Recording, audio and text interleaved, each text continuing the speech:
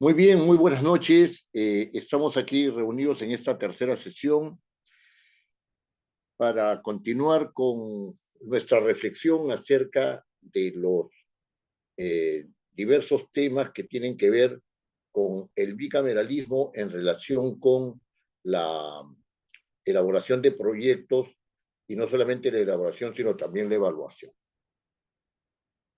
En la primera clase hemos dado un marco de cómo está digamos, situación después de la dación de la ley de la bicameralidad y dijimos que a pesar de todas las dificultades que hay, entonces vamos a simular que eh, esas dificultades están superadas, pero que, bueno, en realidad es solamente una simulación y empezamos entonces a hablar acerca de la función legislativa, ¿no?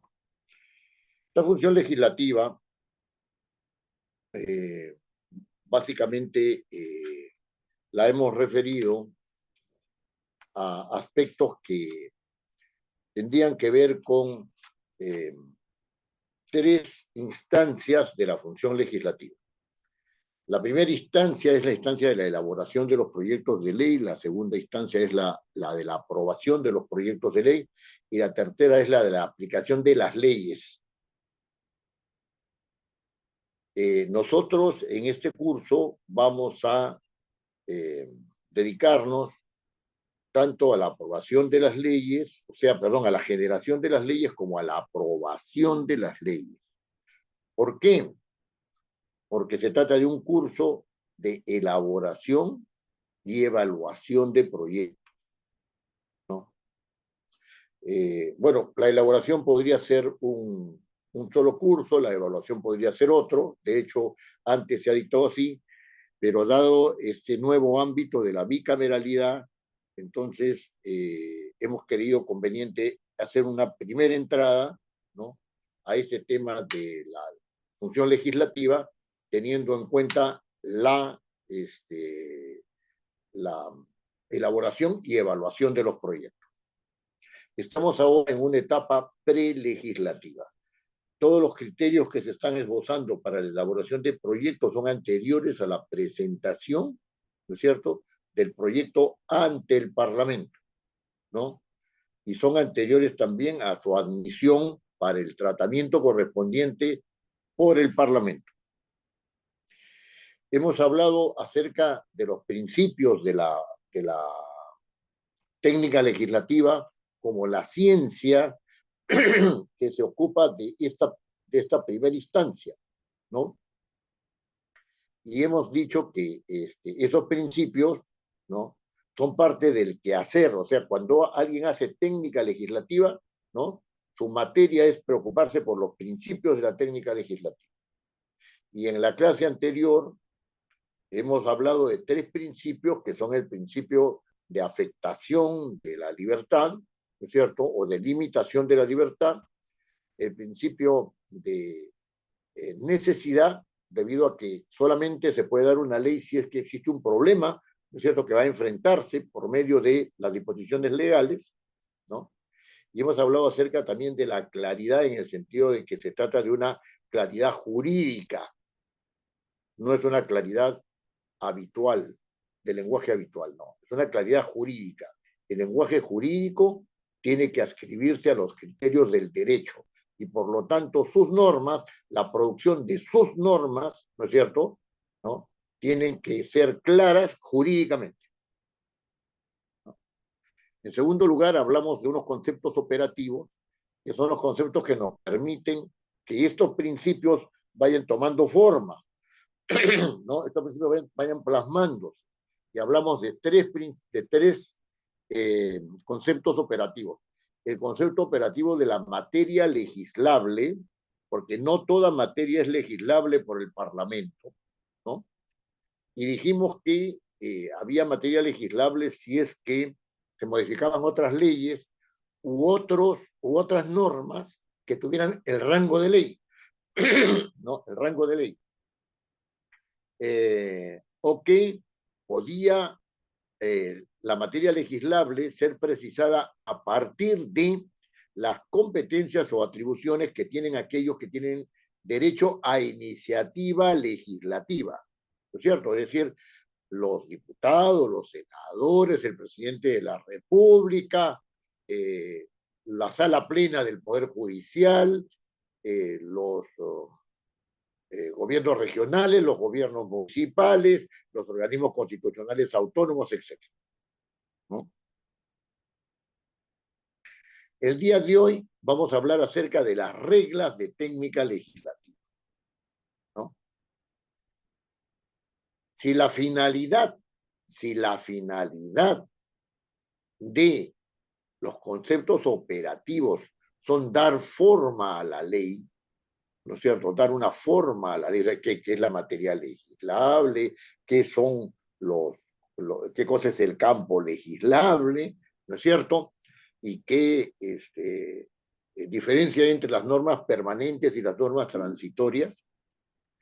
Las reglas, ¿no es cierto?, lo que van a permitir es recorrer el camino utilizando estos instrumentos, tanto los principios como los conceptos operativos, ¿no?, que nos permiten recorrer el camino, ¿no?, el camino que nos va a llevar a la plasmación de la ley. Hay 5 ámbitos en los cuales se mueven las reglas, ¿no es cierto?, de técnica legislativa. El primer ámbito es el ámbito relacionado con la concepción del proyecto de ley. El segundo ámbito es con las condiciones de su viabilidad.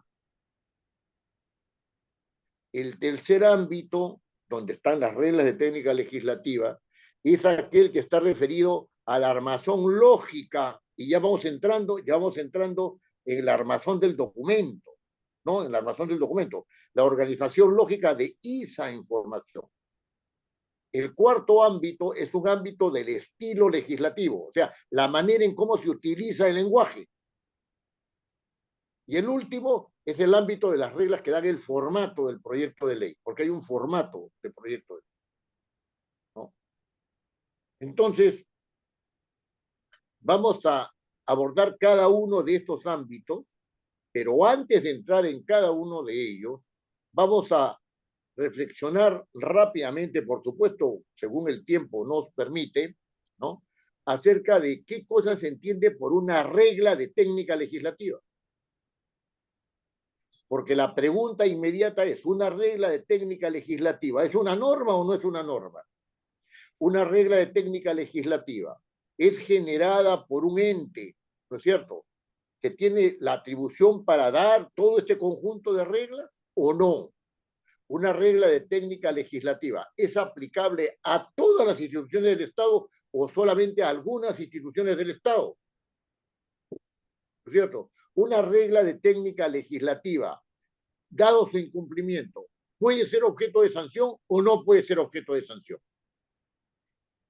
Si estas características de las normas, que son las características del lenguaje jurídico, ¿no es cierto?, que acabo de señalar, no se cumplen, quiere decir que las reglas de técnica legislativa no son normas.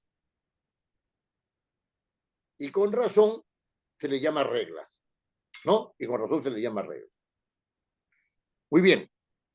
Estas reglas de técnica legislativa son las que nos permiten, vuelvo a repetirlo porque quiero insistir en este punto, a recorrer un camino, ¿no? Nos señalan cómo recorrer un camino para llegar a producir un proyecto de ley. Un proyecto de ley, ya, no la ley, un proyecto de ley.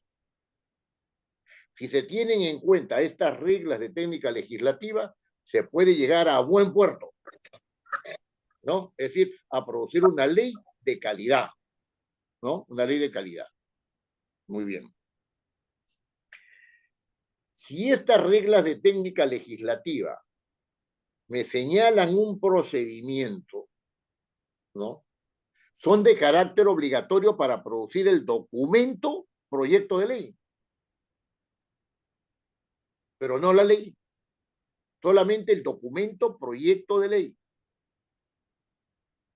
Son estas reglas que están en la etapa prelegislativa, atención en eso, están en la etapa prelegislativa, no han ingresado al Parlamento, pero son necesarias para elaborar el proyecto. ¿Son obligatorias o no son obligatorias? ¿Se puede sancionar el incumplimiento de estas reglas o no se puede sancionar el incumplimiento de estas reglas? ¿No? Mi posición es que estas reglas de técnica legislativa, al describir el procedimiento, al regular el procedimiento para la obtención de un proyecto de ley, ¿no? Son indicativas. Solamente son indicativas. No son obligatorias, son indicativas. Yo puedo tener estas normas y de repente decir, no, esta no se aplica en este caso, esta sí se aplica. Podría darse el caso. O podría darse el caso que todas se apliquen. O podría darse el caso de que yo diga, ¿sabes qué? Esta regla mejor la utilizamos de esta manera o no la tenemos en cuenta porque nos parece que no debemos tenerla en cuenta. ¿No? Eso no se puede hacer con la norma. Eso no se puede hacer con la norma. Por otro lado, estas reglas, según mi experiencia, este es un asunto ya de experiencia, están metidas dentro de la cultura institucional. Son parte de la cultura institucional. Es decir, un proyecto de ley tiene que ser elaborado con determinados requisitos que tienen que ser internalizados por todos los que pertenecen a la institución. ¿No? Es como si en Alicorp, ¿no? En la fábrica de grasos, de productos grasos, donde se fabrica la mantequilla, ¿no es cierto? ¿No? Hay algunas personas que tienen un expertise que dicen esto se hace de esta manera. Han aprendido cuáles son las reglas del procedimiento. Alguien puede venir y decir, ¿sabe qué? Cambiamos esta regla por la otra. ¿No? ¿Se puede sancionar a alguien por no cumplir las reglas de técnica legislativa? No se puede, como lo vamos a ver después. Esto que estoy diciendo se va a aclarar después cuando veamos regla por regla. ¿Ya? ¿Por qué? Porque para sancionar por incumplimiento hay que tipificar la falta. Y para tipificar la falta se requieren determinados requisitos. Y cumplidos esos requisitos de tipificación, recién se puede establecer una sanción.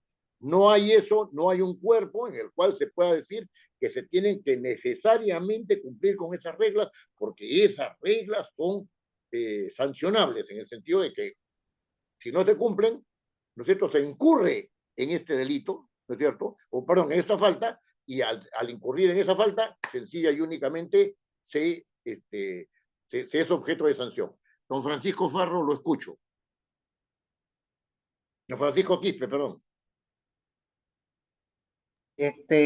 Doctor, solamente quería, no sé si estoy equivocado, me pareció escuchar en un momento que las reglas de técnicas legislativas eran obligatorias y posteriormente dice son aplicativas, por lo tanto no son obligatorias.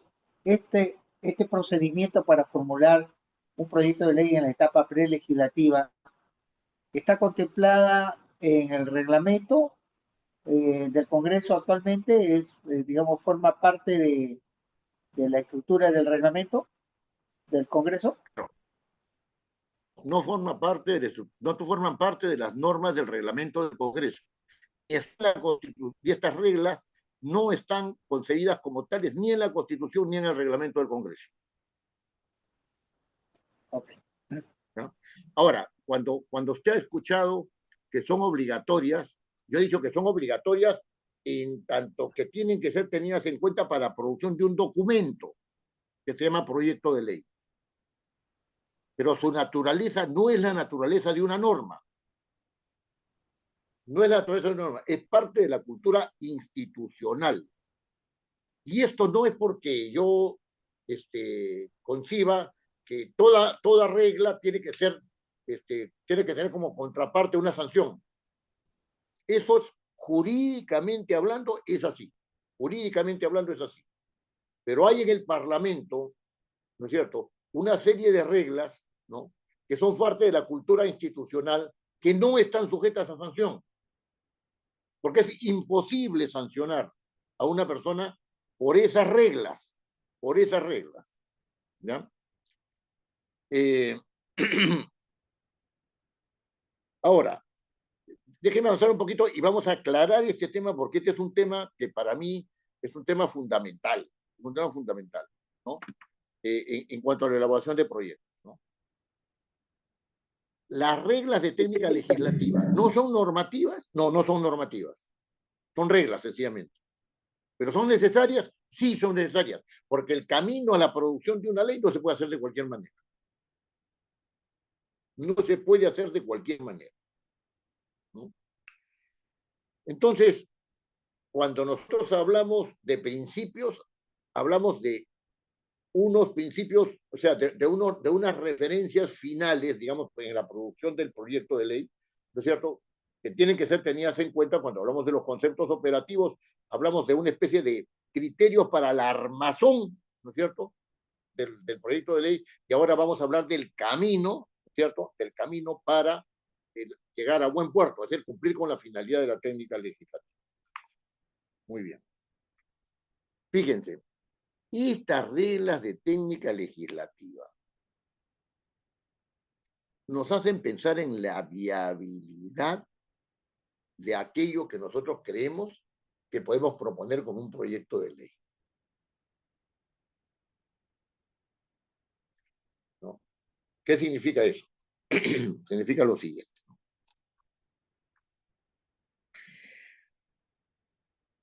Nosotros partimos, la primera regla, nosotros partimos por señalar cuál es el problema que se pretende resolver.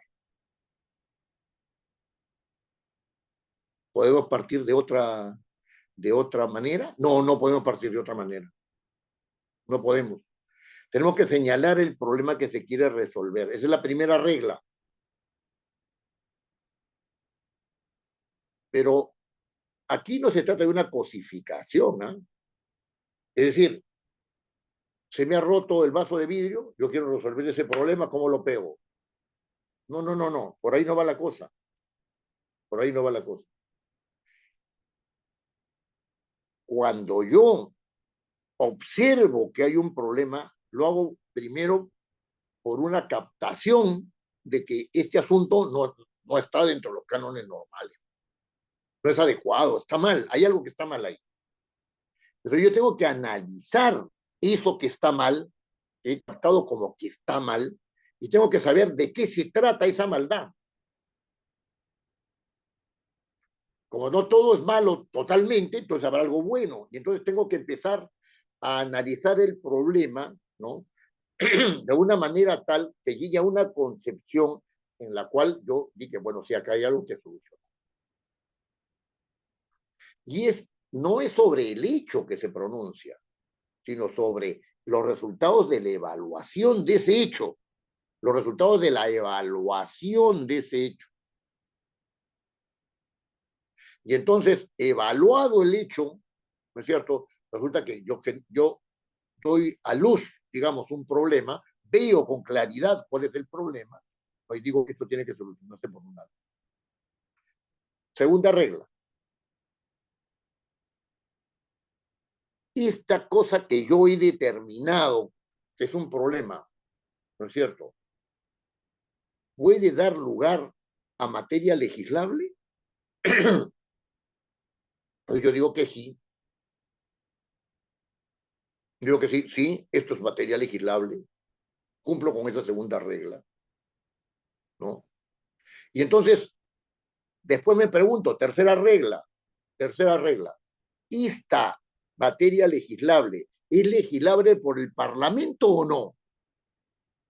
Porque como les explicaba con anterioridad en la clase precedente, ¿no?, puede darse el caso de que hay un problema serio, ¿no es cierto?, de aniegos, ¿no?, que ocupe gran parte de la ciudad, y eso no va a ser solucionado por la acción de una ley, sino que tiene que haber es un tema de gestión del Poder Ejecutivo, ¿no? Es un tema de gestión del Poder Ejecutivo. O puede haber un problema que tenga que abordarlo una región, y que no es competencia ni del Poder Ejecutivo ni del Poder Legislativo, y el Poder Legislativo no tiene nada que ver ahí. Tiene que darse una ordenanza municipal. Ahí no se tiene que dar una ley. Tiene que darse una ordenanza del gobierno regional, etc.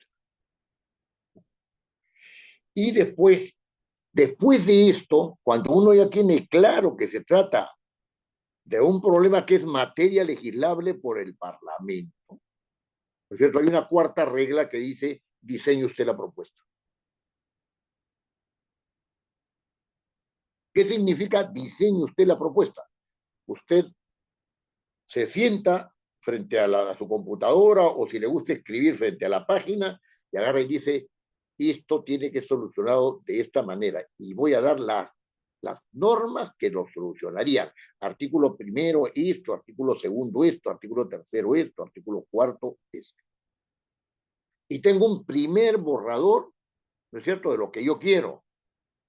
Es un borrador solamente de lo que yo creo que debe ser la norma, lo que yo creo que debe ser la norma, ¿no es cierto? Es un diseño de lo que yo creo que debe ser la norma y esa norma, ¿no es cierto?, solucionaría ese problema. Yo creo que es así.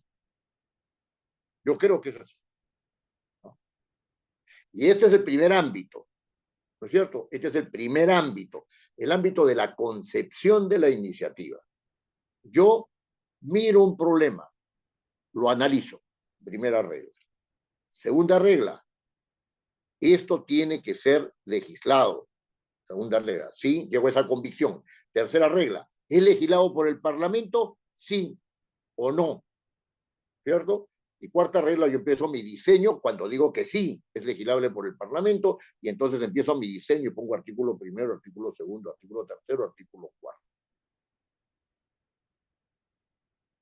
Hasta ahí, todos más o menos digo, bueno, eso es lo que todos hacemos, ¿no? Eso es lo que todos hacemos, ¿no?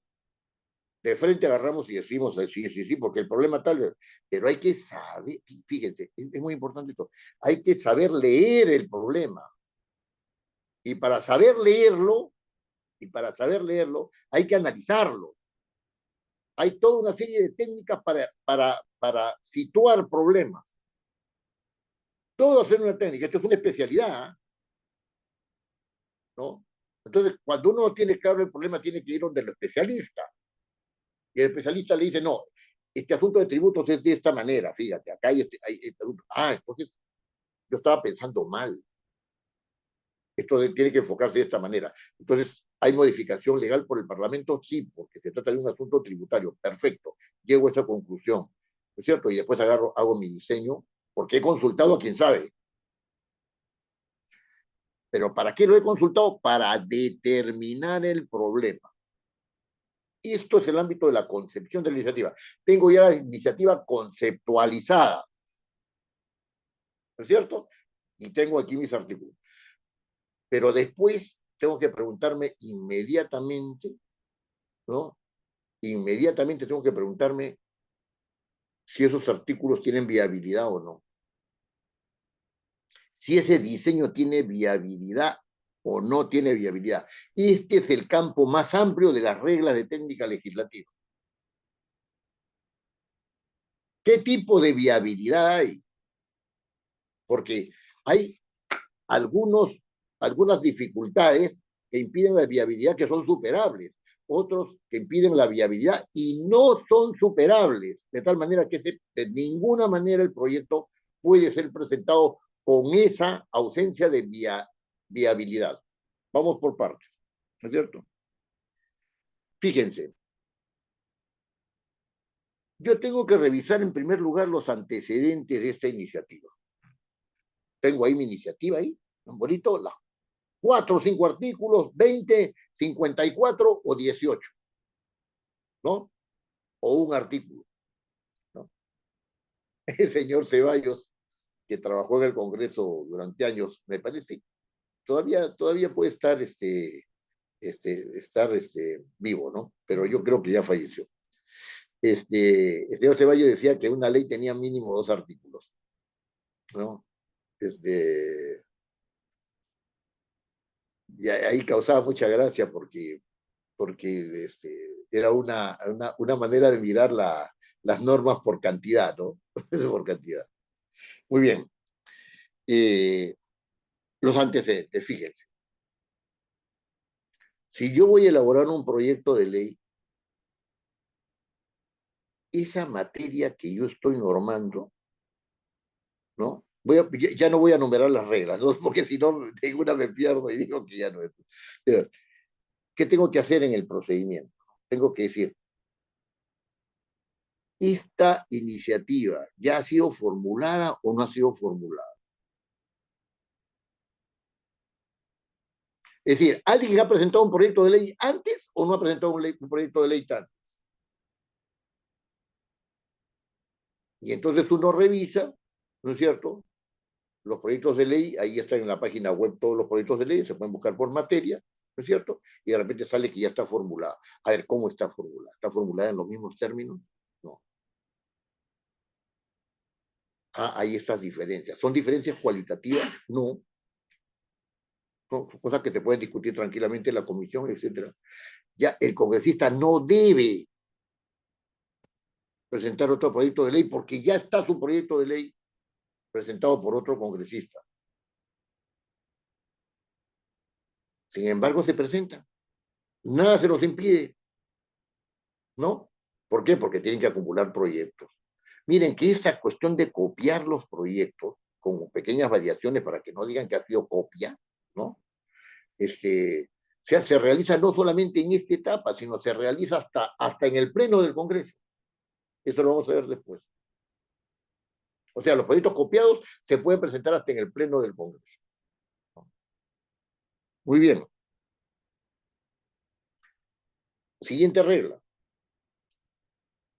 Miro el proyecto y digo, lo hayan presentado antes o no lo hayan presentado antes, miro el proyecto y digo, oye, me asalta la sospecha de que esto ya está legislado.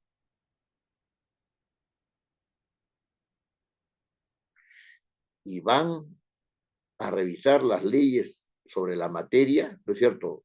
Y encuentran que esa materia ya está legislada. Si está legislada, el proyecto no va. No va. ¿No? Si la legislación sobre la materia eh, requiere modificación porque el que presenta la materia dice, ¿sabe qué? Hay un aspecto acá que es necesario normal, hay otra, normar, eso es otra cosa. En ese aspecto no está legislada.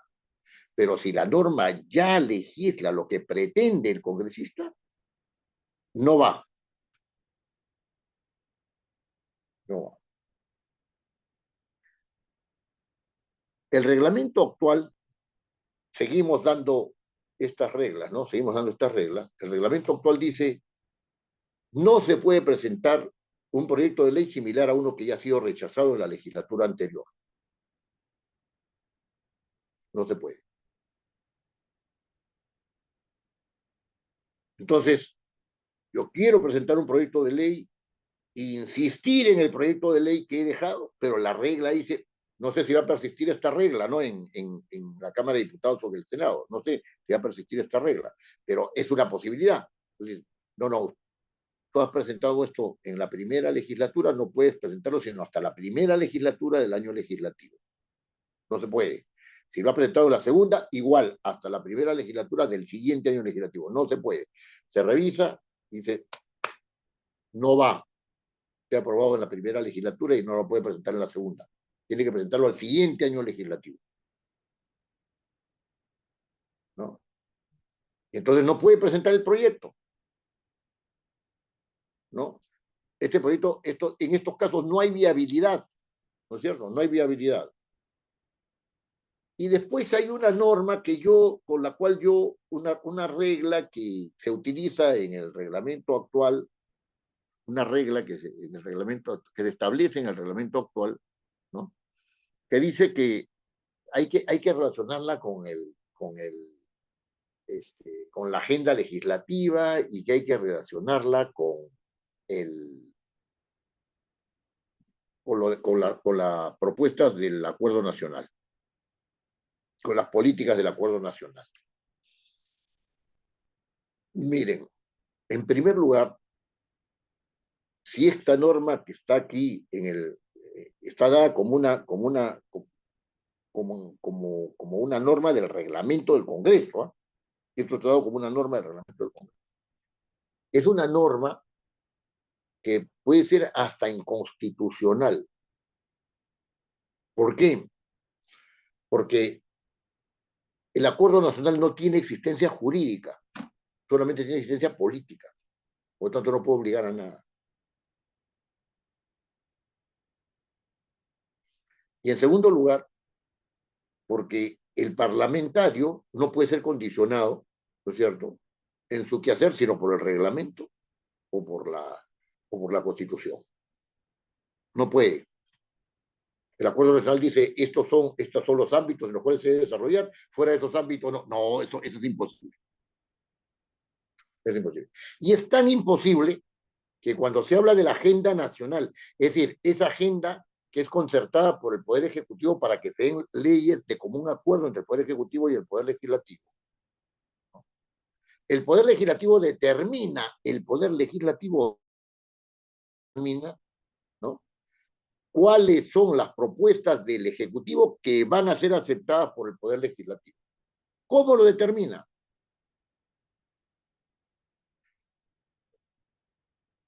Llama a sesión, en la sesión dice, estas son las propuestas del Poder Ejecutivo, ¿no es cierto?, que estamos presentando de común acuerdo, ¿no es cierto?, ante el Parlamento Nacional. El que no tiene la mitad más uno de los números de los presentes, ese proyecto que se pone en consideración, lo saca de la agenda. ¿Por qué? Porque el Parlamento no puede estar sujeto a imposición. Una cosa es la cuestión política de la concertación y otra cosa es que el Parlamento se deje imponer, ¿cierto?, una agenda que no es propia. Estas agendas no tienen que ver con las agendas de las sesiones, ¿ah? Eso lo vamos a ver después. No tiene que ver nada. Es una agenda concertada, que siempre se hace al principio del año legislativo. Bueno, estas reglas, ¿no es cierto?, son reglas que tienen un sustento de carácter reglamentario. Están en el reglamento, ustedes me dirán, son normas. Por lo tanto, son de obligatorio cumplimiento. Efectivamente. Hay, dentro de todas las normas que yo voy dando, las que tienen sustento reglamentario y las que tienen sustento constitucional. Y después voy a hacer una reflexión sobre esto, porque no es tan sencillo decir que porque están en el reglamento se cumplen en la etapa prelegislativa. No es tan sencillo decir. Después hay una serie de reglas sobre el impacto normativo que están en el ámbito de la viabilidad, ¿no es cierto?, de la viabilidad. ¿Son constitucional y legalmente viables las propuestas que se han presentado? ¿Es esta propuesta viable según las normas constitucionales y según las normas legales? ¿No? Entonces, yo presento el proyecto de ley, ¿no es cierto?, lo tengo diseñado ahí, ¿no?, y se lo presento a unos amigos y uno de ellos me dice, oye, compadre, ¿sabes qué? Este proyecto es muy interesante, pero acá hay un problema constitucional. Hay colisión con la Constitución, ¿no? A ver, un ratito. Claro, porque tú estás diciendo, ¿no es cierto? Tú estás diciendo que quieres crear un distrito, quieres crear un centro poblado, ¿no? Un centro poblado. Y tú vas a presentar ese proyecto para crear ese distrito y ese centro poblado, ¿no es cierto?, o esa provincia, ¿no? Y la Constitución dice claramente que el Parlamento aprueba lo que manda el Poder Ejecutivo. Entonces tú no puedes, ¿no es cierto?, tú no puedes hacer derecho a iniciativa legislativa, sino que esa iniciativa legislativa le corresponde al Poder Ejecutivo. Entonces el pata dice, bueno, ya no la presento. Correcto, voy a conversar en el Poder Ejecutivo para que la presente. Perfecto, muy bien. El Poder Ejecutivo la presenta, no hay ningún problema. Si la presenta el parlamentario, hay un choque con la Constitución, hay una colisión con la disposición constitucional, ¿no es cierto? El artículo 102 de la Constitución es uno de los incisos del artículo 102 de la Constitución, ¿no es cierto? ¿No? Y por lo tanto, esa norma va a ser, esa propuesta va a ser desestimada. Se va a ir al archivo. ¿No? Ahora,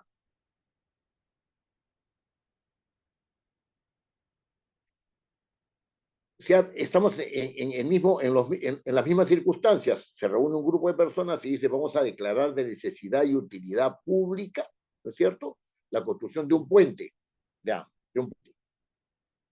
¿Ya?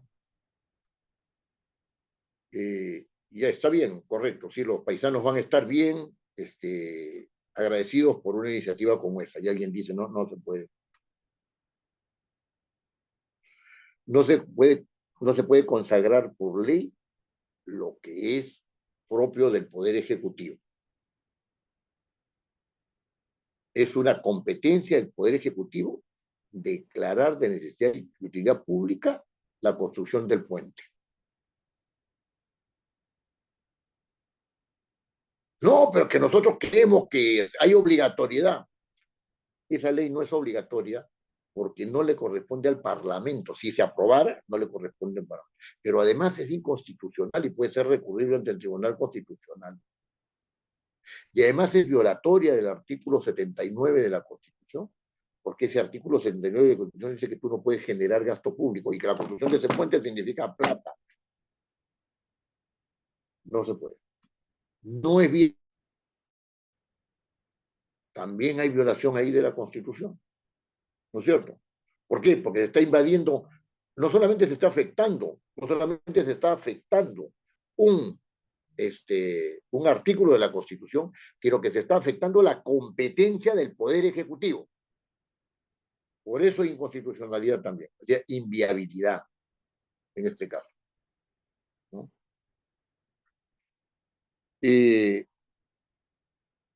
El otro tema es el tema del gasto público.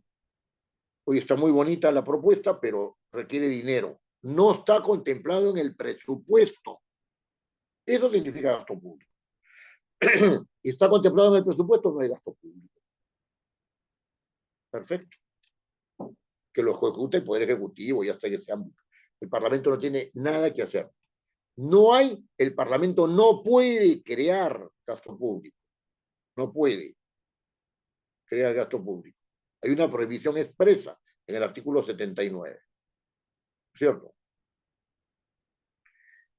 Y después al mismo tiempo, y al mismo tiempo, ¿no es cierto?, se propone una ley de tributación, ¿no es cierto?, y dice, yo la voy a presentar ante el Poder Legislativo, ante el Parlamento. Y el informe del Ministerio de Economía y Finanzas, ¿dónde está? No está. Bueno, pídelo porque si no, no se va a aceptar.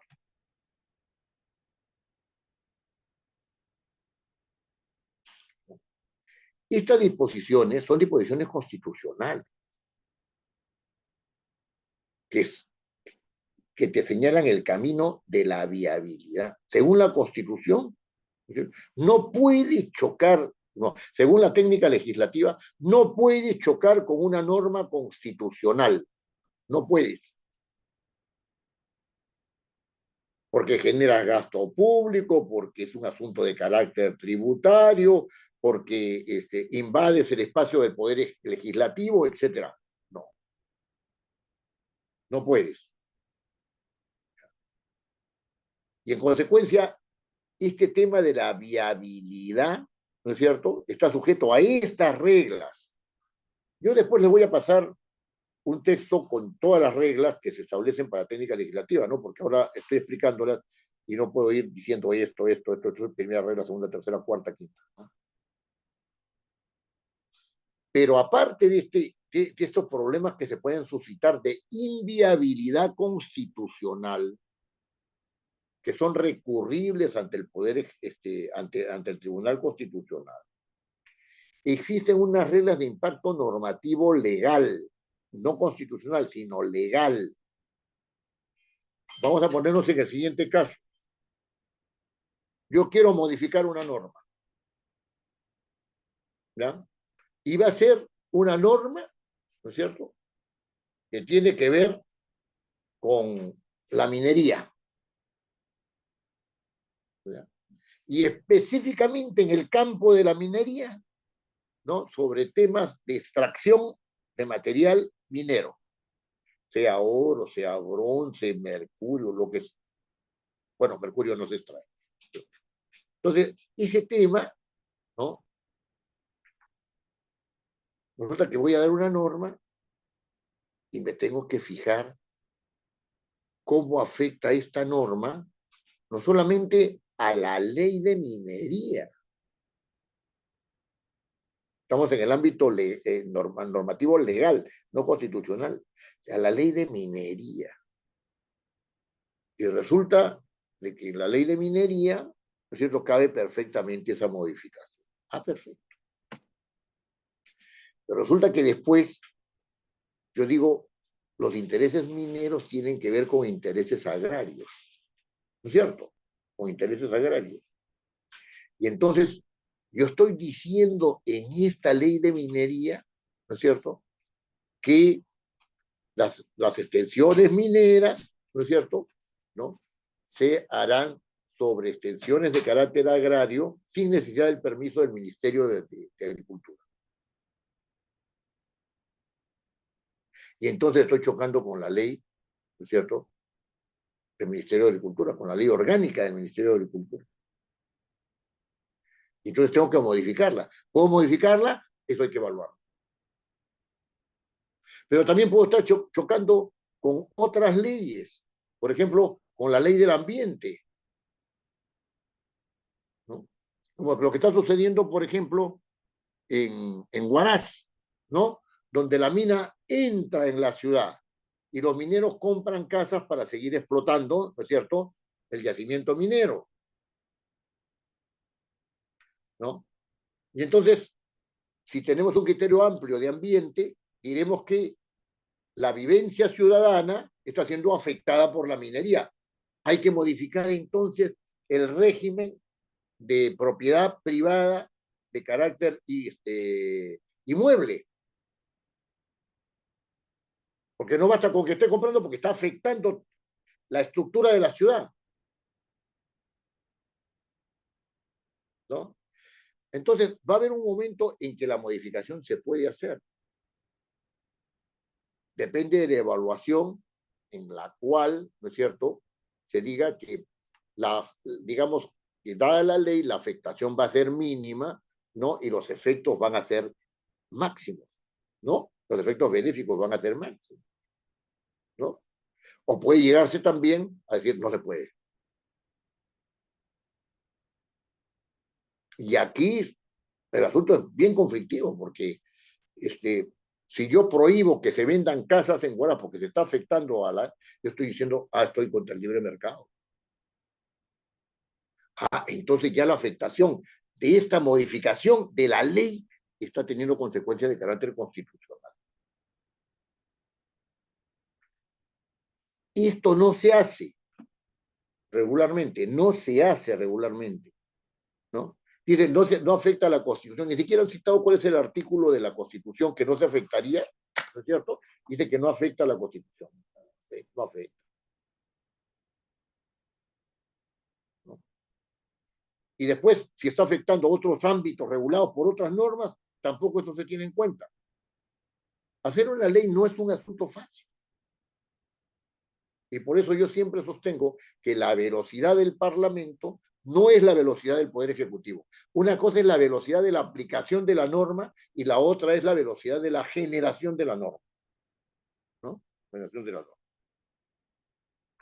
Ahora, entremos a otro requisito de viabilidad, siempre en este segundo campo de las reglas de técnica legislativa, ¿no?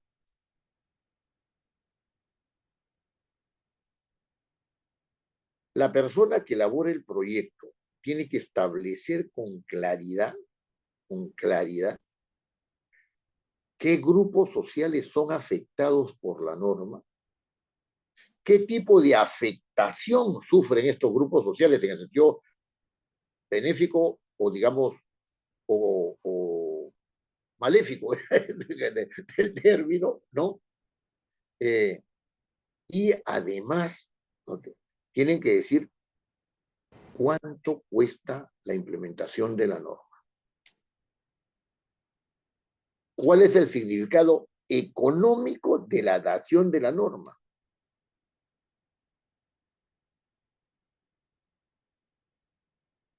Porque fíjense, cuando yo digo cuánto cuesta la implementación de la norma, no quiere decir solamente cuánto cuesta, vamos a suponer, ¿no es cierto?, que se había dado una norma sobre nuevo régimen de propiedad rural, ¿ya? Nuevo régimen de propiedad rural. Sino estoy diciendo cuál es la afectación que va a tener en el plano económico de los afectados. O sea, para los afectados. Ese cálculo se puede hacer, se puede hacer, se puede hacer, ¿no? El Parlamento tiene que tener, ¿no es cierto?, un software que permita hacer este cálculo, y no lo tiene ahorita. Ahora, al final, este análisis social y económico, que generalmente se llama de costo-beneficio, así se dice en el reglamento, esto tiene base reglamentaria, o sea, base de ley, ¿no? Este asunto, ¿no?, de análisis de costo-beneficio, puede dar lugar, ¿no es cierto?, al igual que el análisis de impacto normativo y de impacto constitucional, a que la ley no sea viable. Si se choca con la Constitución, no es viable. Si la modificación afecta de tal manera que esa afectación es negativa para los intereses nacionales, no va. Si el análisis de costo-beneficio arroja como resultado, ¿no es cierto?, algo que no es posible de ser asumido económicamente y que afecta a los grupos sociales de manera tal que esa afectación no es benéfica para el país, ¿no es cierto? Porque puede estar muy localizado, pero puede tener beneficio para el país. El aeropuerto de Chincheros, por ejemplo, el gran debate ¿es adecuado o no es adecuado que el aeropuerto esté ahí? ¿Eso qué cosa quiere decir? Va a afectar va a afectar positivo o negativamente a los que sufran los efectos de la ley. Eso es lo que se está preguntando. Y este es un punto clave. Este es un punto clave, junto con el de la constitucionalidad, ¿no es cierto?, para determinar si hay viabilidad o no hay viabilidad del proyecto. Después hay lo que se llama también, ¿no es cierto?, otra regla, que son las reglas del análisis de impacto ambiental. Y aquí es muy interesante porque el artículo 75 del reglamento, que establece la necesidad del impacto normativo, la necesidad del impacto legal, la necesidad del impacto, el análisis costo-beneficio, ha incorporado las reglas de análisis de impacto ambiental dentro de las reglas del análisis costo-beneficio. Sobre el análisis de impacto ambiental no hay nada escrito, no hay nada escrito. ¿En qué sentido no hay nada escrito? Hay un montón de cosas escritas de análisis de impacto ambiental. Hay un montón pero no en relación con las normas. No existe un manual de análisis de impacto ambiental, ¿es cierto?, para las propuestas de leyes. No existe. Hay un solo artículo en una revista del Centro de Estudios Constitucionales y Parlamentarios de nuestro Congreso, escrita por el doctor Bravo, que es profesor de la Católica, ¿no es cierto?, que es muy breve sobre análisis de impacto ambiental, ¿no? Después, No hay más. Análisis de impacto ambiental aplicado a la elaboración de proyectos de ley. De eso estoy hablando. De eso estoy hablando. Y entonces, también esta regla, ¿no es cierto? Las reglas referidas al impacto ambiental, tienen eh, un, digamos, una especie de limitación, ¿ya? ¿Por qué? Porque cuando se habla de medio ambiente o de ambiente, ¿no? O de ambiente, lo que se entiende es generalmente en el imaginario social y muchas veces en la regulación, ¿no es cierto? En la regulación, ¿no?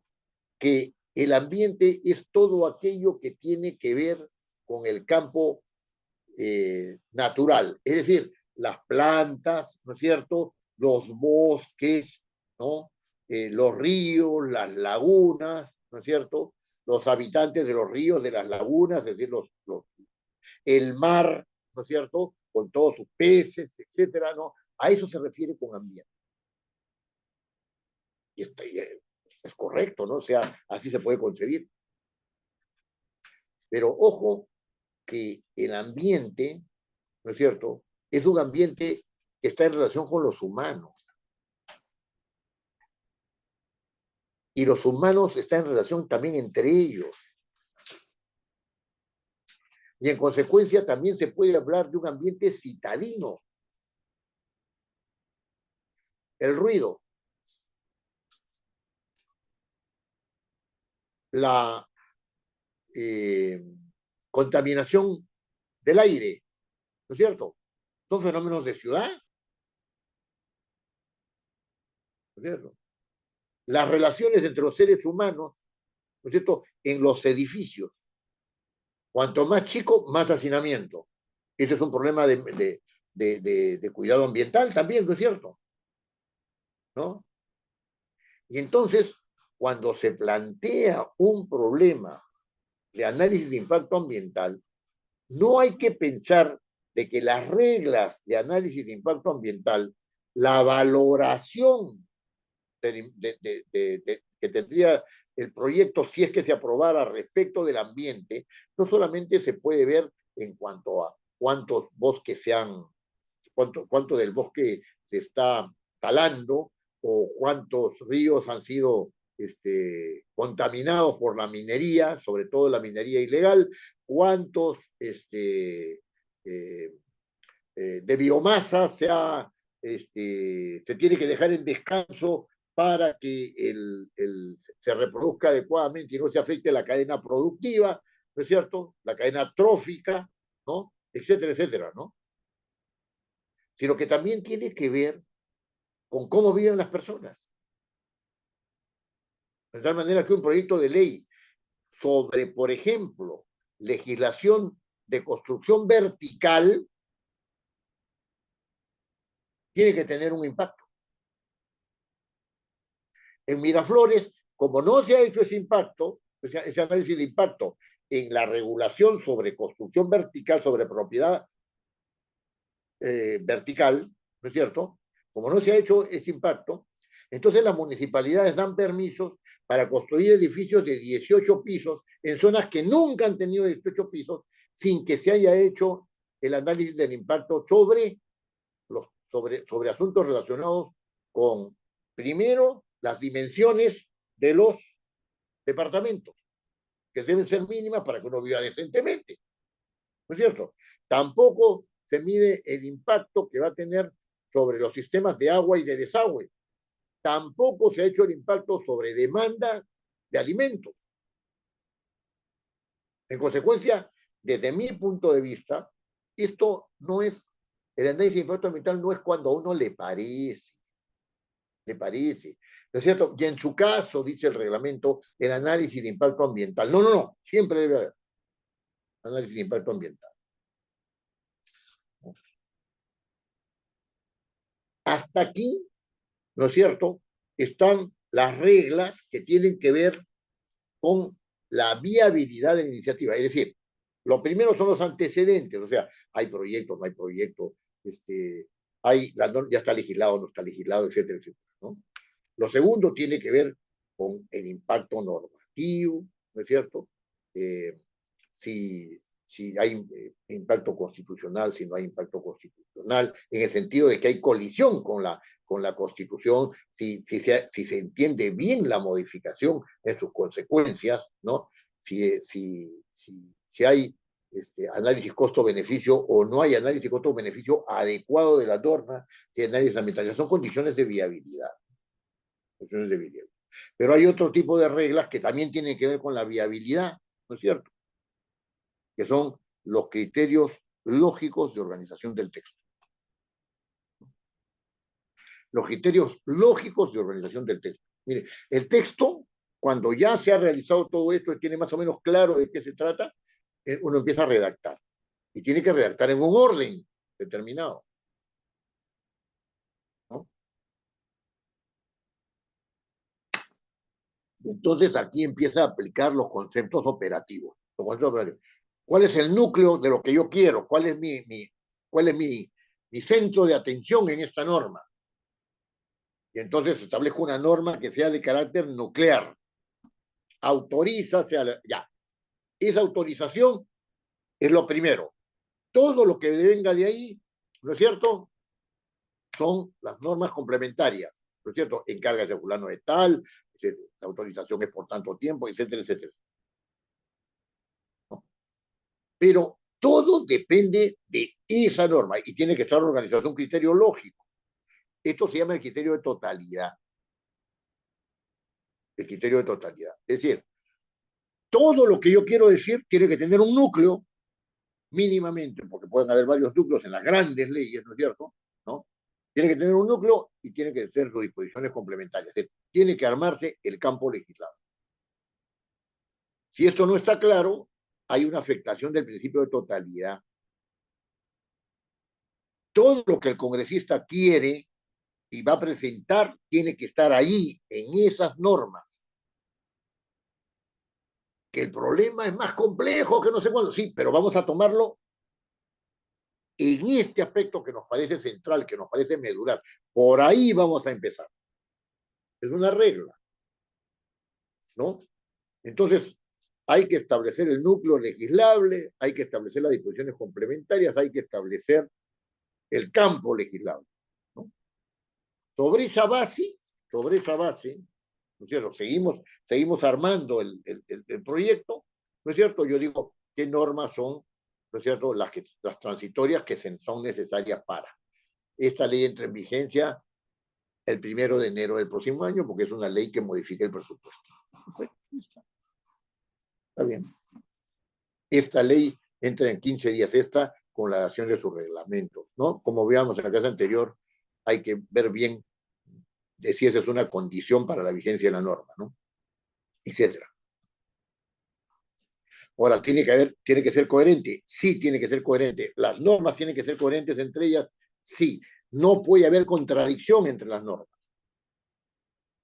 No puede haber contradicción entre las normas. O sea, no puede haber incumplimiento de condición lógica. Es decir, yo no puedo hacer que algo se derive de algo cuando no tiene ninguna relación con eso. No se puede. No se puede, ¿no? Y si yo, por ejemplo, quiero, esa es la coherencia, ¿no? El principio de coherencia. O sea, si yo quiero que esta norma, ¿no es cierto?, haga referencia a otra norma, tengo que hacerlo con claridad.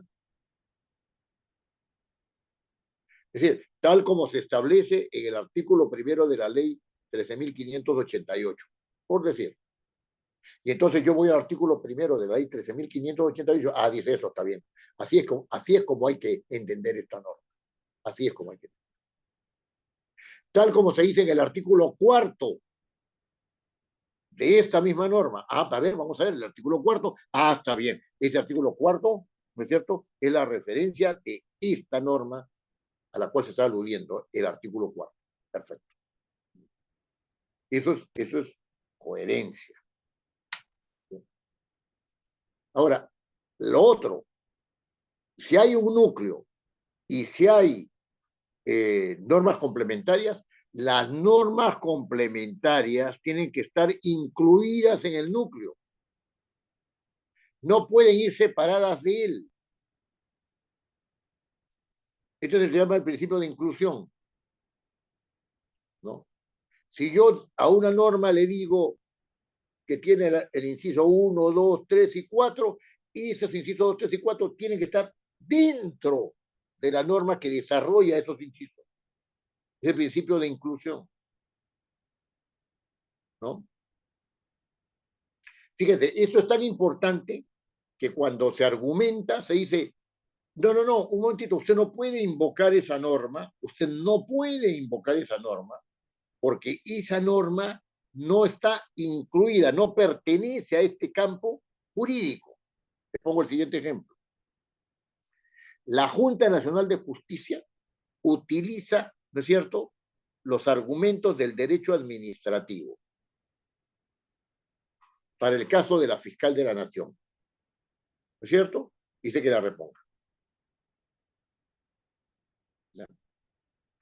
Entonces, yo sostengo que ese es un error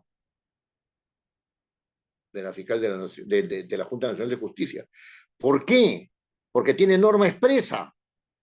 Y en su norma expresa debe estar contemplado cómo realiza, ¿no es cierto?, la reposición de la señora. Si no está, quiere decir que no tiene esa competencia, porque no está incluida, ¿no es cierto?, dentro del ámbito, ¿no?, de relación de las normas. No está. Y aquí viene toda una reflexión sobre el carácter supletorio de las normas, ¿no? Fíjense, siempre en relación con el caso de la señora fiscal de la Nación repuesta por la Junta Nacional de Justicia, ¿no? La, la, la, las normas de carácter administrativo tienen carácter supletorio, ¿no es cierto?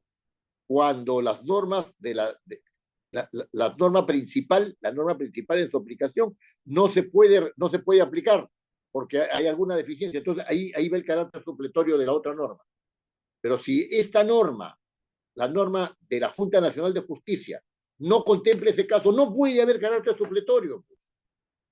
No puede haber carácter supletorio. Entonces ahí está mal la Junta Nacional de Justicia. Ha emitido una resolución sin fundamento. Pero en vez de atacar los fundamentos de la norma ante el órgano competente, ¿no es cierto? Que a mí me parece que en este caso no tengo claro cuál es el órgano competente, pero tiene que haber un órgano competente. Y la señora fiscal en acción ahorita objete esa norma y le eleva al órgano competente y hasta que resuelva ella seguirá como fiscal de la nación y la otra verá cómo permanece esperando la resolución. Sencillamente la otra se opuso. La fiscal de la nación actual se opuso a la norma y no la quiso tener en cuenta. La desconoció. Eso no se puede hacer. Si a esta fiscal de la nación la denuncian por desobediencia legal, está bien denunciada. Muy bien. Otra de las características, o sea, otra de las normas que hay que tener en cuenta de técnica legislativa es la sucesividad. La sucesividad. Es decir, si yo voy a dar una norma, los artículos vienen primero, segundo, tercero, cuarto, quinto, y si son 10.000, hasta el 10.000 en orden sucesivo. ¿Qué pasa si quiero insertar un artículo en el medio de dos artículos? Supongamos que se dé en el artículo cuarto o en el artículo quinto. ¿No es cierto? Entre el artículo cuarto y el artículo quinto quiero insertar un artículo, me parece conveniente proponer esa inserción. Yo no voy a meter el artículo ahí, entre el cuarto y el quinto, y decir que el cuarto queda como tal, el quinto es el nuevo, y el quinto pasa a ser sexto, séptimo, octavo, no se puede. Porque ahí se rompe el principio de coherencia, ¿no es cierto? Y de sucesividad, los dos al mismo tiempo se rompen. Y entonces tengo que insertarlo poniendo 4A. Entonces ahí sí ya continúa. Y esto también tiene otra consecuencia. Tengo que hacerlo así, porque si no las referencias anteriores, si las hago al cuarto artículo y ese cuarto lo he pasado como quinto, entonces ya no hay referencia. ¿No? Y en este ámbito, ¿no es cierto? En este ámbito referido a la referido a la lógica que tiene que tener la norma, ¿no es cierto? Tenemos que decir que no, no se puede, digamos que no hay que dar por sentado de que porque uno ha diseñado su propuesta, esa propuesta ya es totalmente coherente, ¿no es cierto? Y que no tiene ningún problema lógico en su armazón. ¿Por qué es importante la armazón? Porque la interpretación de la norma va a depender de qué norma dependa de otra norma. Eso es importante. Por eso tiene que haber, ¿no es cierto?, coherencia, inclusión, los artículos, las normas tienen que estar incluidas unas dentro de las otras cuando eso es necesario. Tiene que haber un tratamiento sucesivo de las normas, una organización sucesiva de las normas. Muy bien, tenemos un cuarto ámbito de reglas de técnica, que es las reglas del estilo de la norma. La norma tiene un estilo. La norma tiene un estilo.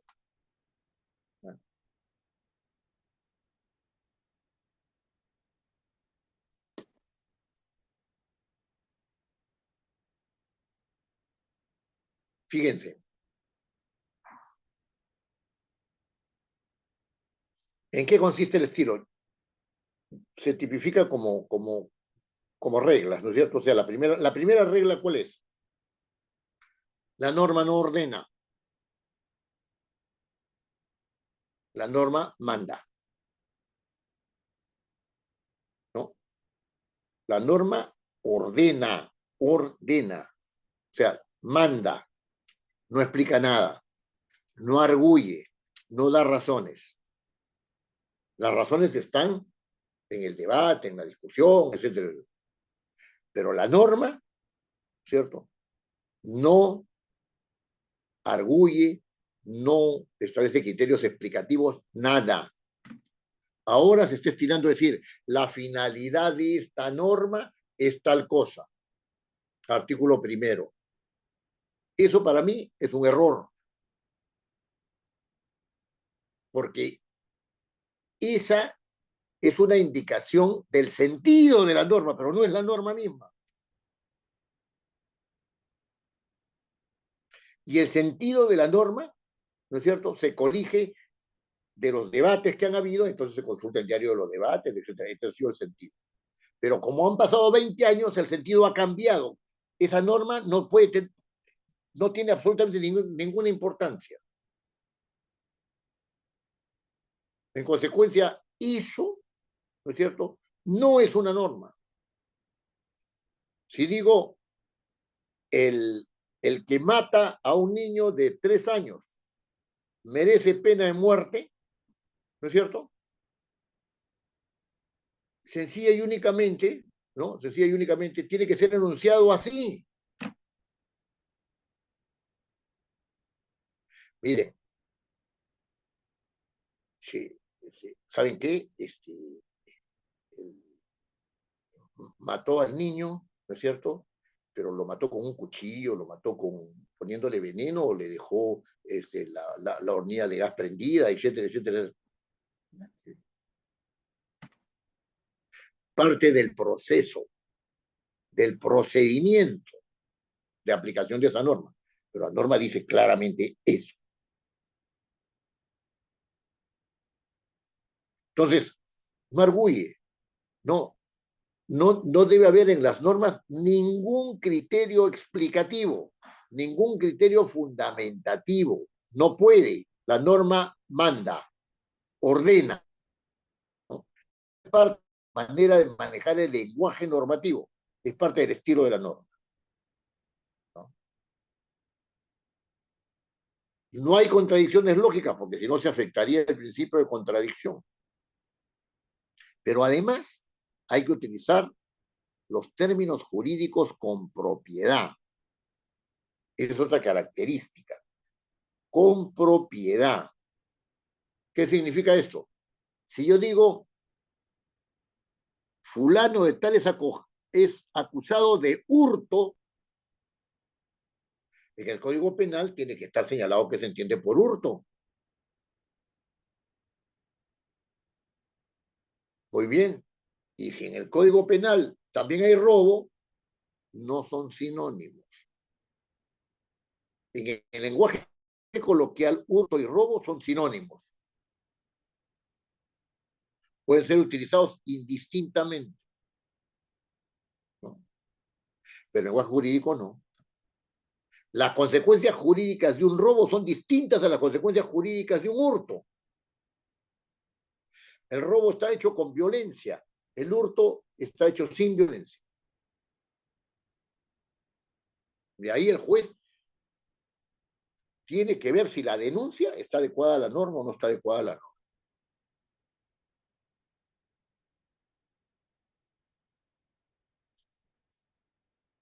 Entonces, hay que utilizar las instituciones jurídicas, así se llaman, ¿no? Instituciones jurídicas, ¿no? Cuando se tipifica algo, ¿no? En el código, en los muchos códigos, en las muchas leyes, ¿no? Entonces, esas instituciones jurídicas tienen que ser utilizadas con propiedad. Y si se habla de robo, todo el rato hay que hablar de robo. Y si se habla de hurto, todo el rato hay que utilizar la palabra hurto, ¿no?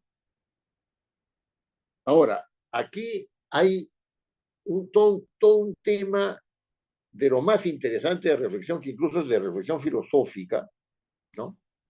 Que es el tema de eh, la precisión de la norma. O sea, redacte con precisión, ¿no? Redacte con precisión. ¿Qué significa la precisión? Que el objeto está referido lo más fielmente posible. De eso se trata la precisión, ¿no? De referir un objeto lo más fielmente posible. Pero fíjense mi manera de hablar, ¿eh? Lo más fielmente posible.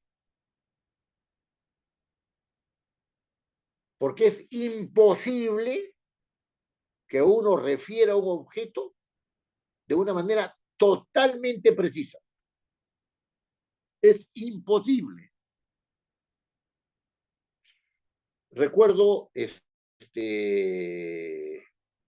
haber estado en una circunstancia, estaba dando un curso de redacción en la Corte Superior de Justicia de Junín, ¿no? Y se presentó el siguiente caso, ¿no? Eh, la noche del 24 de junio, ¿no? En las afueras del, de un nightclub fueron asesinadas dos personas, ¿no? Estaban hablando en la esquina y fueron asesinadas. Primero, ¿cuál nightclub? Habían varios nightclubs por ahí. ¿Cuál de ellos? ¿En cuál esquina? ¿Quiénes eran las personas? Una pareja, ya. Pero, ¿quién era este? ¿Quién era el otro? Ya, perfecto. Ya, muy bien. ¿Cómo fueron asesinados? ¿De un balazo, dos balazos, etcétera? El robo de... ¿Hubo robo? ¿No hubo robo? ¿Qué estoy haciendo?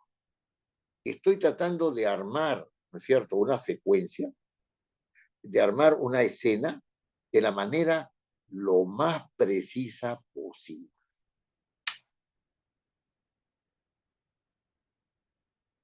Lo más precisa posible.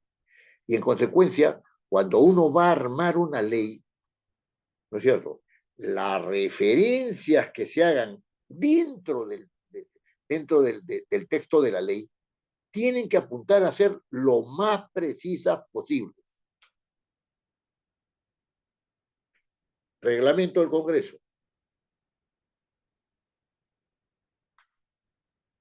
La votación para la elección de la primera mesa directiva se realiza por votación mayoritaria de sus miembros. Si no me equivoco, está en el artículo 11 del reglamento actual, ¿no? Y si no se alcanza esa mayoría de los miembros, entonces se pasa a una segunda votación, ¿no es cierto?, donde sale elegido también por mayoría de los miembros. ¿Qué precisión hay ahí? En los dos casos es por mayoría de miembros, entonces haz una sola votación nomás, pues. ¿Por qué va a haber una segunda votación? ¿No?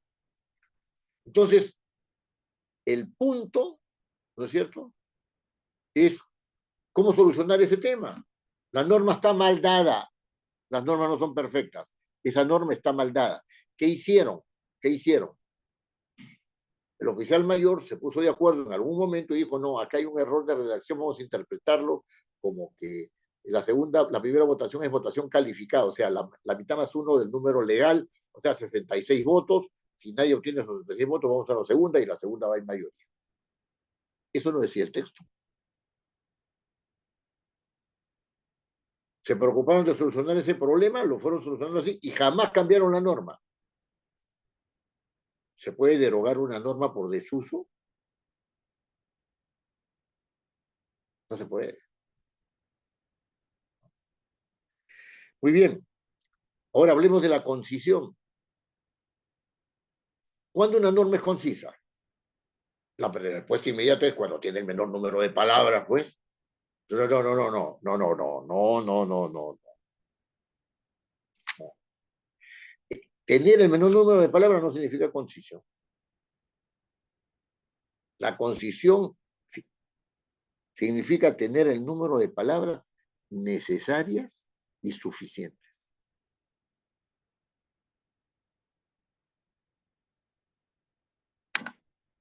Necesarias y suficientes. No, no el menor número de palabras. No.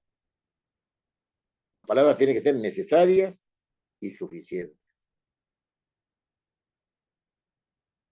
Y aquí, en este tema de la concisión,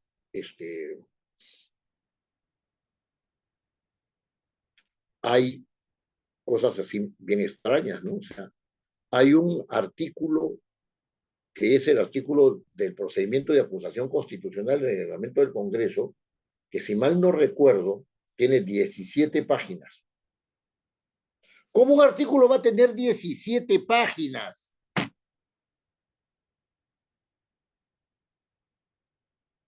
¿Cómo un artículo puede tener 17 páginas? Algo está mal. Algo está mal. Muy bien, después hay asuntos polémicos, ¿no? En manejo del estilo, ¿no? O sea, el tiempo y el modo. ¿Por qué? ¿Por qué? ¿Por qué? Y tiene que ser el indicativo presente. Pero esta es una tendencia. O sea, el redactor del texto tiene que procurar que todo esté presente, que todo esté en modo indicativo y en tiempo presente. ¿Pero por qué? Si yo digo el que robare, ¿no es cierto?, por un monto superior a tal, tendrá la pena tal. Estoy hablando de un futuro, ¿no es cierto?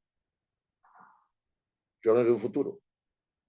O sea que el que roba, ¿no es cierto? El que roba puede decir, ¿sabe qué? Ahí dice el que roba antes, yo estoy robando ahora. O sea, el que roba, perdón, el que roba después, yo no estoy diciendo porque es futuro. A mí no me pueden aplicar esa norma.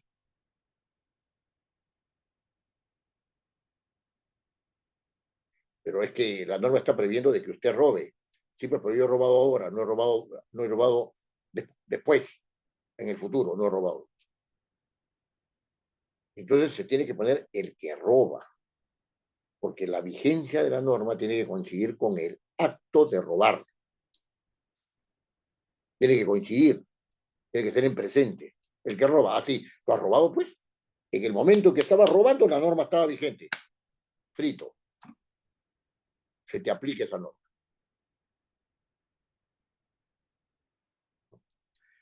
Eh, hay otras reglas referidas al género, ¿no? El género. O sea, ahora con esta cuestión de lenguaje inclusivo, que de inclusivo tiene poco, este, se dice que tiene que distinguirse bien lo masculino de lo femenino, etcétera, etcétera. Bueno, felizmente en el derecho esto no ha calado mucho, porque la verdad es un forcejeo innecesario, ¿no? Innecesario. Hay que utilizar preferentemente el masculino singular, preferentemente, porque si hay legislación respecto de hechos que son claramente femeninos, no se puede utilizar el masculino, ¿no? En el caso del uxoricidio, o sea, de la muerte de la esposa, ¿no es cierto? La muerte de la esposa. Todo va en femenino, pues, es la esposa, ¿no? Es la esposa, todo tiene que ir en femenino, ¿no? O en el caso de que se trate, por ejemplo, de extirpación de órganos que son propiamente femeninos, como el útero, qué sé yo, no, la referencia es una persona de sexo femenino, o sea, pues, no hay vuelta a quedar.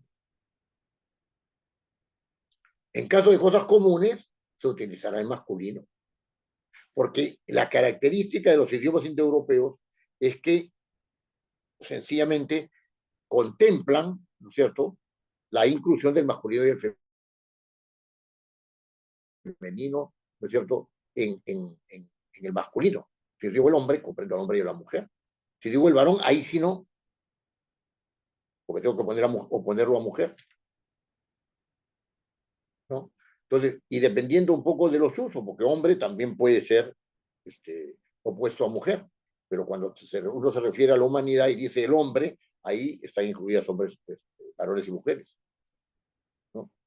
Pero hay que tener una preferencia, por eso es la tendencia es una preferencia. Y una última regla del estilo legislativo, y con esto termino la cuestión de las reglas, ¿no?, es que fíjense, esto es como una especie de receta, ¿no? Una especie de receta. Si ustedes construyen su texto con frases cortas, oraciones cortas y punto seguido, su nivel de precisión va a aumentar tremendamente. Las normas tienen que ser así. No sé si ustedes han leído el Código Penal. Yo he leído pequeñas partes del Código Penal. Hacen unas descripciones farragosas que es imposible seguir, ¿no? Aquel que hubiera hecho tal cosa en circunstancias tales y tales, bajo los apremios de tales y tales, con las consecuencias tales y tales, y más en el tiempo tal y tal, y no sé cuánto, por allá, dependiendo, tendrá la pena tal. ¿Por qué? Porque no hay frases, phrase, ¿no? En inglés que equivale a oraciones, ¿no? Oraciones cortas y puntos seguidos, ¿no? Oraciones cortas y puntos seguidos. Y eso le va a dar una claridad y precisión mayor a la norma. Es lo que se llama el estilo directo, ¿no? Es el estilo directo. Muy bien. Voy a dejar de lado, porque esto lo pueden observar ustedes, un quinto ámbito donde hay una serie de reglas que son reglas del formato del proyecto de ley. Si ustedes entran a la página del curso, al chat del curso, encontrarán un libro mío que se llama, bueno, sé cómo se llama, pero quiero ver cómo está aquí, permítame un momentito, voy a revisar acá, cómo está asignado acá en la...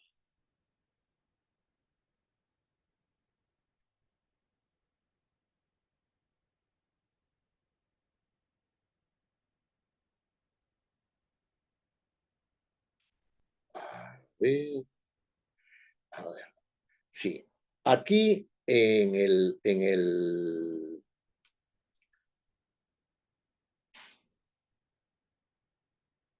sí, aquí en el chat del grupo tienen un texto en Word que se llama Organización Formal del Proyecto de Ley.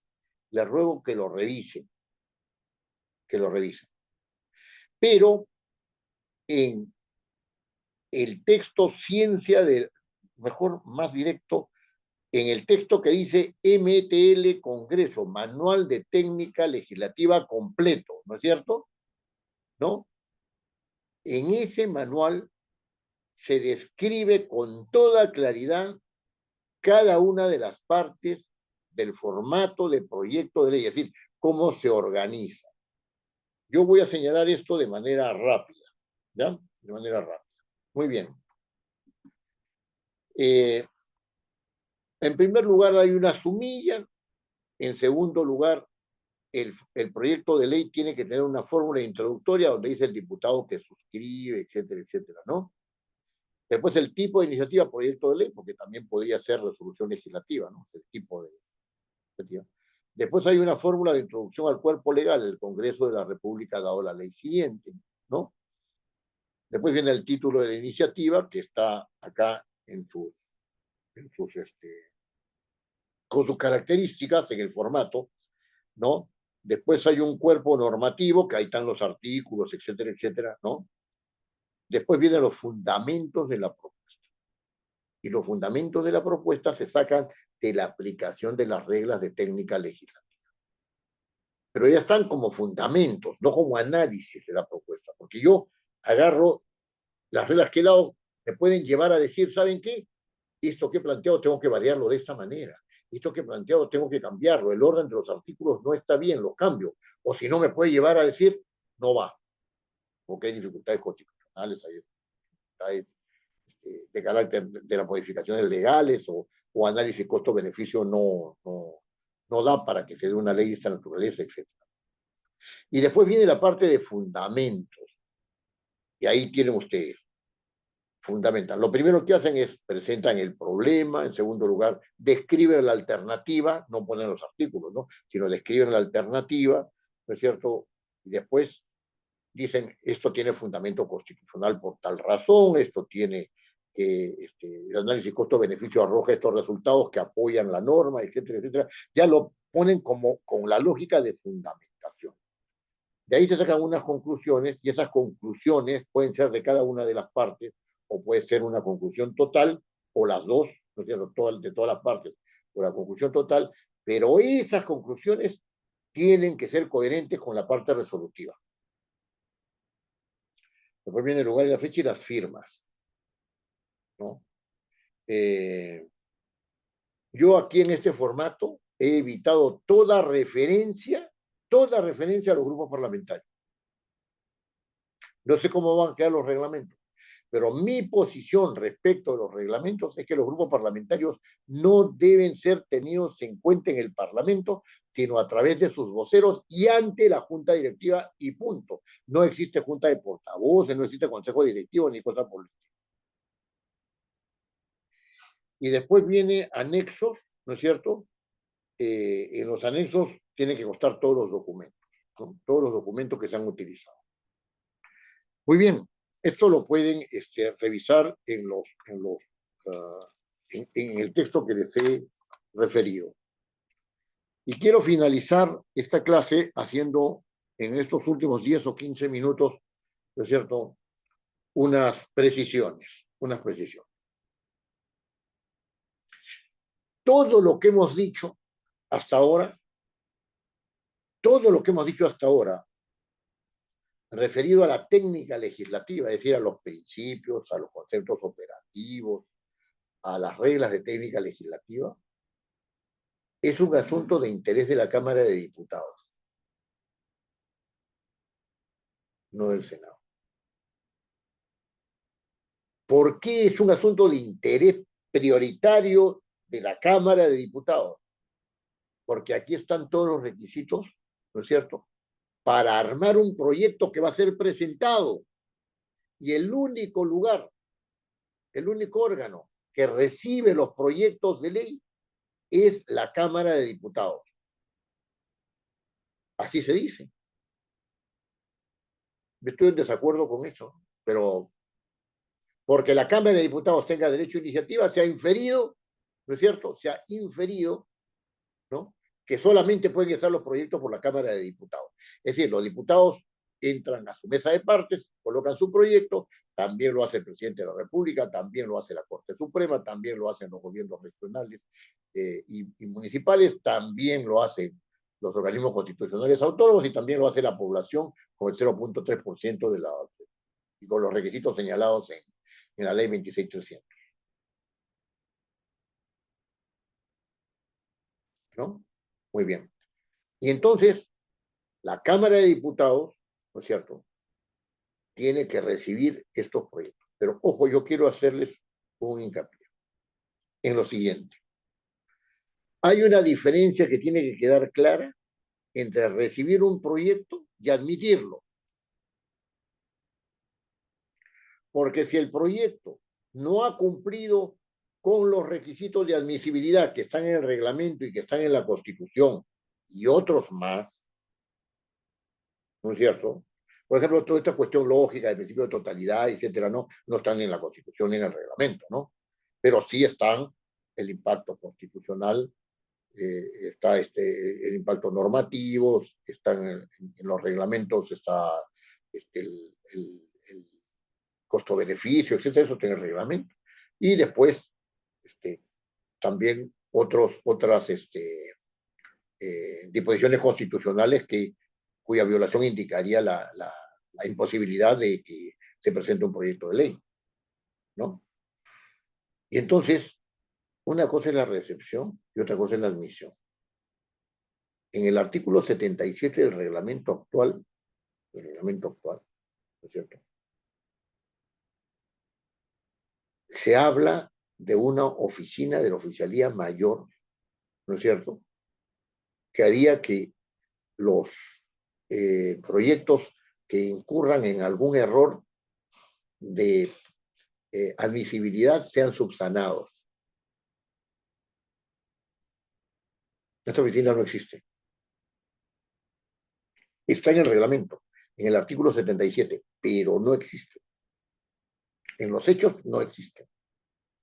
Los proyectos sencillamente son presentados. ¿A quién se le ha dado atribución? Mejor dicho, competencia, porque no es atribución, tiene que hacerlo. ¿A quién se le ha dado competencia para hacer un informe de admisibilidad? A las comisiones. Eso es un error. A las comisiones llegan los proyectos admitidos. Y de eso, las comisiones de la Cámara de Diputados no tienen que preocuparse de la admisión. No tienen que preocuparse de la admisión. No tienen. Ellos van al fondo del asunto, al análisis del fondo del asunto. Entonces, entre la presentación y la admisión, ¿no es cierto?, hay un tiempo. Y ese tiempo es aquel tiempo en el que esa oficina debería, ¿no es cierto?, debería decir, estos proyectos son admisibles o no son admisibles.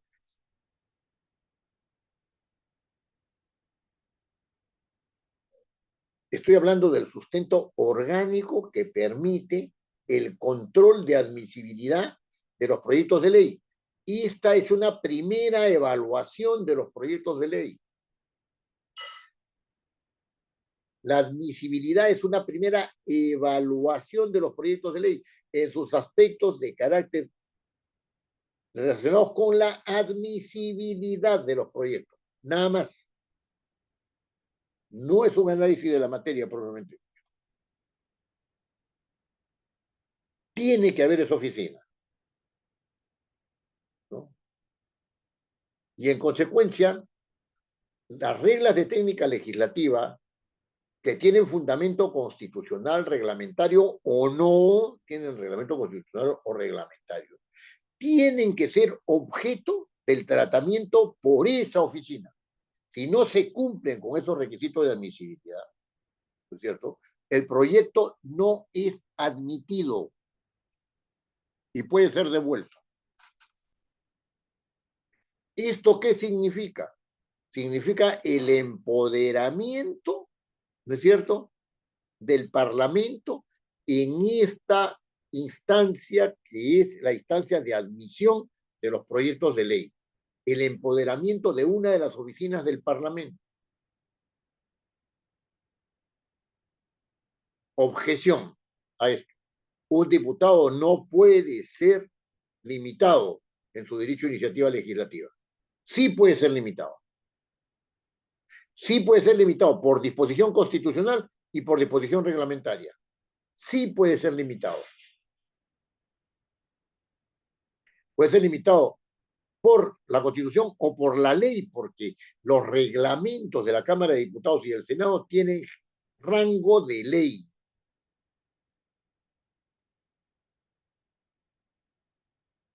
Que no se hable esto de una limitación.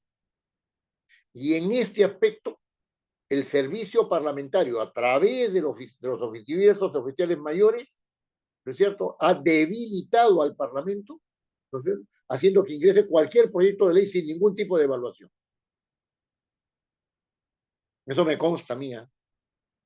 No estoy haciendo una deducción.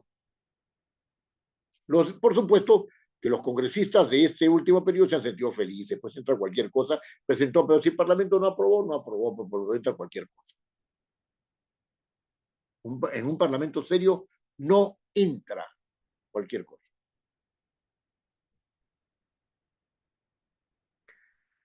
Ahora bien, una última cosa que tengo que referir es este hecho que señalé, mejor dicho, no hecho, sino esta afirmación que señalé, que si bien tenían base constitucional y tenían base legal, en la etapa prelegislativa, ¿no es cierto?, las reglas de técnica legislativa no eran normas. ¿Tienen base constitucional? Sí, pues.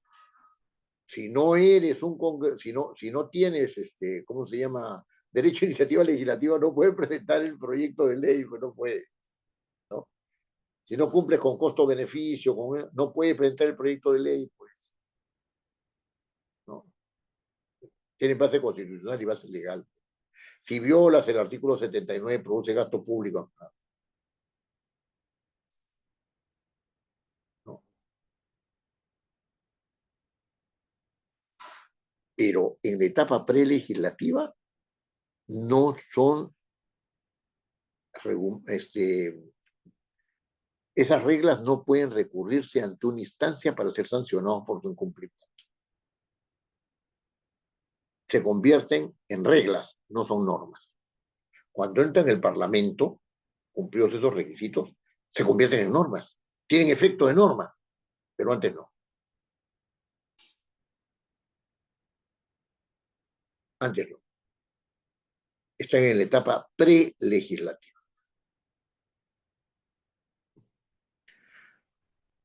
Quiero finalizar esta clase diciéndoles que si bien este es un asunto, ¿es cierto?, que en muchos de ustedes provoca una sensación de, bueno, tantas cosas hay que hacer para hacer un proyecto de ley, ¿no? Hay que tener en cuenta tantas cosas para hacer un proyecto de ley. Y eso implica una sensación así como, hay que cumplir con todo esto para hacer. Miren, si uno se pone a pensar en todas las cosas que ha hecho en el colegio, si se las anunciaban antes, no iba al colegio. No iba, porque son un montón de cosas que hay que hacer. Que matemáticas, que tal. ¿No? Acá es cuestión de meterse en el asunto y de internalizar estas reglas de manera tal que ya en algún momento sean objeto de aplicación, ¿no es cierto? Sean objeto de aplicación de una manera que sea parte de la cultura institucional, de la cultura institucional.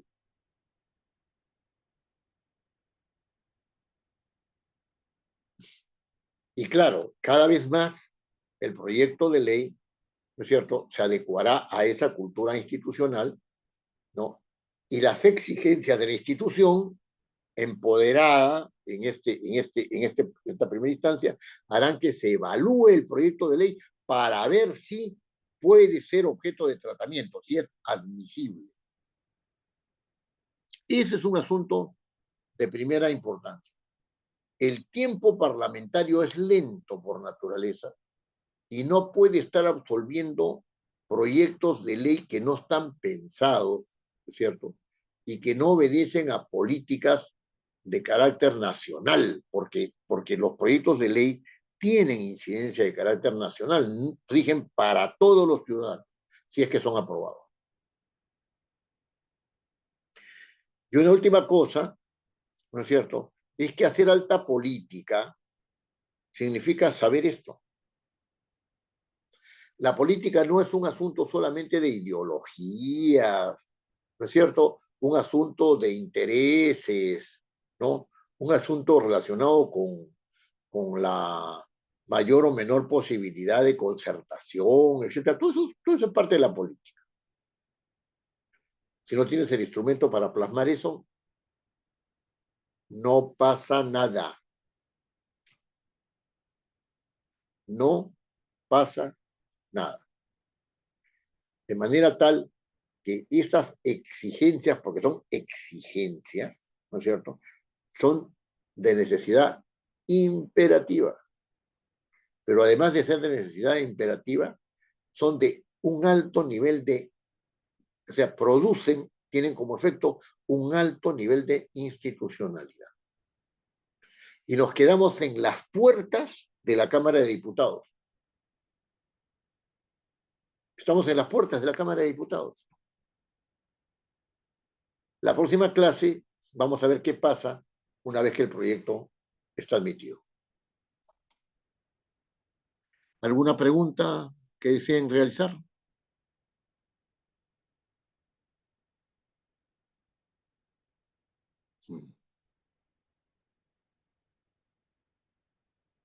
Sí, pues, estas son clases duras. Muy bien, nos vemos el día viernes. Sean constantes, sean constantes. ¿Ah? No se dejen amilanar. Muy bien, un gusto haberlos visto y escuchado, y ya nos vemos el próximo miércoles. Apenas pueda, les subo el próximo viernes, perdón. Apenas pueda, les envío el video. Muchas gracias, doctor. Buenas noches. Buenas noches, buenas noches. Buenas noches, gracias. Buenas noches, José Francisco Quispe Farro. Gracias, doctor. Muy buenas noches. Muy buenas noches, muy buenas noches.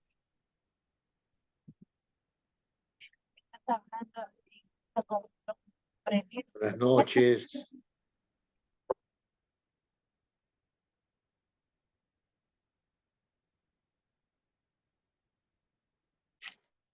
Muy bien.